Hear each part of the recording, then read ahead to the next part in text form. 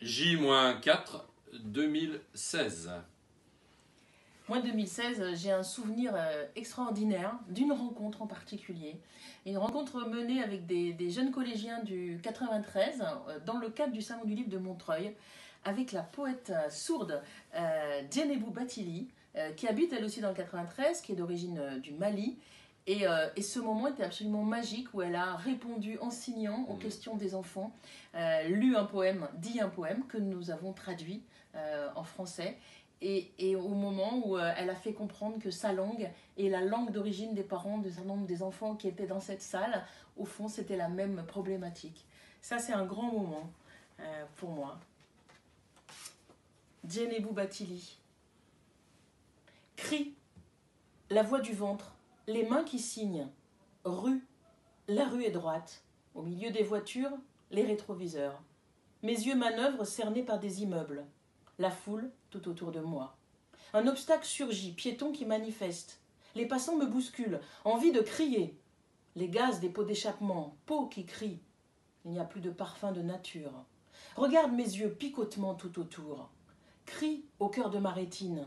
Crie mord mes épaules et me mange. Petit cri sous la peau. La révolte gronde. Un cri expulsé par la bouche, perdu. Absence de numéro à l'entrée des immeubles. La lumière des réverbères s'est tue. Mes yeux tourmentés au déchaînement fatigant. Reflet de mon cri dans le miroir. La rue se fait ruelle, étroite. Méfiance et panique rythment mes pas. La nuit marche à grande vitesse. Oppression de l'ombre. Mon cri sommeille et s'étrangle. Éruption solaire. Tempête d'un cri qui explose. Poème inédit pour ce livre. Oui, poème inédit d'une poète sourde. Et dans ce livre, qui est un livre majeur, puisque en fait, c'est la première fois qu'un éditeur publie de la poésie en langue des signes. A fortiori, une anthologie qui rassemble 50 poètes du monde entier, qu'il a fallu traduire de leur langue en langue française et de la langue française à la langue française des signes, avec un DVD qui rassemble toutes... il y a 60 vidéos dans ce DVD. C'est un formidable travail d'équipe.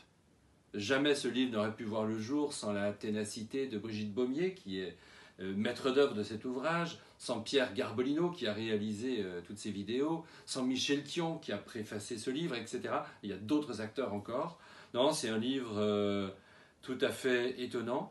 Et pour avoir moi-même vécu une expérience de partage avec Djenebou Bathily, où je disais un poème de Michel Thion alors qu'elle l'interprétait en langue des signes, j'ai fini la rencontre en me disant que le handicap était de mon côté, car je n'avais que le trou du souffleur pour m'exprimer, et elle avait tout le reste.